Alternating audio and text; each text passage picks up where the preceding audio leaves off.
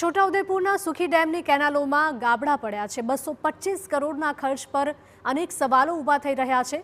છોટાઉદેપુરના ડુંગરવાડ ગામે સ્થિત 50 વર્ષ જૂના અને સૌથી મોટા સુખી ડેમની કેનાલોનું 225 કરોડના ખર્ચે નવીનીકરણ કરાયું હતું, જેનું હજુ વિધિવત રીતે લોકાર્પણ પણ નથી કરવામાં આવ્યું। છતાં પણ કેનાલમાં મસમોટા ગાબડા અને તિરાડો પડી ગઈ છે। કેનાલ બની અને એક વખત પણ પાણી છોડાયું નથી અને તે પહેલા જ વરસાદમાં આવી સ્થિતિ સર્જાઈ છે, જેના કારણે ખેડૂતોને સિંચાઈનું પાણી નથી મળી રહ્યું। ત્યારે નારાજગી સાથે ખેડૂતોએ આક્ષેપ કર્યા છે કે આ સરકારની કેવી કામગીરી છે કે કેનાલનું લોકાર્પણ થયું નથી, છતાં હાલત તેની બગડી ગઈ છે। અત્યારે જે નવી કેનાલો બને છે એ બધી લગભગ જગ્યાએ ફાટી ગઈ છે, જ્યાં ઠીંગડા મારવામાં આવ્યા। હવે આ ચોમાસાનું પહેલું જ જે પાણી પડ્યું, પહેલો વરસાદ આવ્યો, એમાં 8 થી 10 જગ્યાએ કેનાલમાં ગાબડા જ નીકળી ગયા। તો પહેલાની કેનાલ તો 50 વર્ષ ચાલી, અત્યારે જે કેનાલ બની છે એમાં હજુ પાણી છોડીને ટેસ્ટિંગ નહીં કરવામાં આવ્યું। તમે જોઈ શકો છો કે અહીંયા જે કેનાલનું કામ 1 વર્ષ પહેલા જે આપણા પાણી પુરવઠા મંત્રી દ્વારા જે કરવામાં આવ્યું હતું ખાતમુહૂર્ત, તે ખાતમુહૂર્તના અંતર્ગત જે અહીંયા તમે જોઈ રહ્યો છો કે પહેલા જ વરસાદની અંદર અહીંયા કેનાલમાં મોટા ગાબડા ઠેર ઠેર પડેલા છે।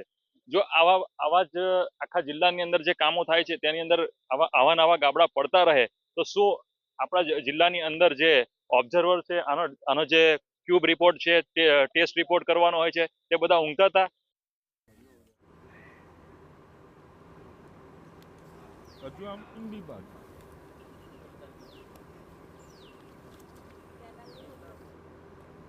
તો છોટાઉદેપુરના સુખી ડેમની કેનાલોમાં ગાબડા પડ્યા છે, જેના કારણે 225 કરોડના ખર્ચ સામે પણ અહીંના સ્થાનિકો અને ખેડૂતો આક્ષેપો ઉઠાવી રહ્યા છે। ખેડૂતોને સિંચાઈનું પાણી મળશે તો કઈ રીતે મળશે તેને લઈને ખેડૂતો હવે ચિંતિત બન્યા છે। સરકારની આ તે કેવી કામગીરી તેવા સવાલો ખેડૂતોએ ઉઠાવ્યા છે। આ બ્રિજની કામગીરી કોંગ્રેસના શાસન વર્ષ 1978માં શરૂ થઈ હતી અને 1985માં પૂર્ણ થઈ ગઈ હતી, જેના કારણે છોટાઉદેપુરના 92 ગામો અને પંચમહાલના 39 ગામોના ખેડૂતોને સિંચાઈનું પાણી મળતું હતું, પરંતુ કેનાલના નવીનીકરણ બાદ લોકાર્પણ પહેલા જ ગાબડા પડી ગયા। ત્યારે કોંગ્રેસ પક્ષે ભ્રષ્ટાચારના આક્ષેપ લગાવી યોગ્ય તપાસની માંગ કરી છે અને પ્રજાના વેડફાયેલા રૂપિયા કોન્ટ્રાક્ટર પાસેથી પરત લેવાની પણ માંગ કરી છે।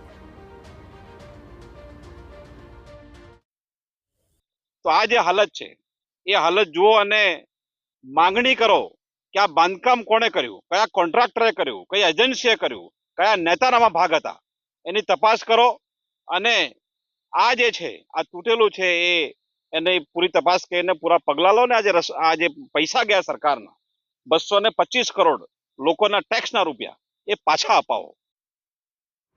તો આ બાબતે સિંચાઈ વિભાગના ડેપ્યુટી ઇજનેરે કહ્યું કે ડુંગરાળ વિસ્તારવાળી જમીન હોવાથી આવું થયું છે, જલ્દી જ તેનું સમારકામ કરવામાં આવશે। જે પણ જગ્યાએ ડુંગરાળ વિસ્તાર છે, ડુંગરાળ વિસ્તારોમાંથી જે સ્લોપ છે એ સ્લોપમાં પાણી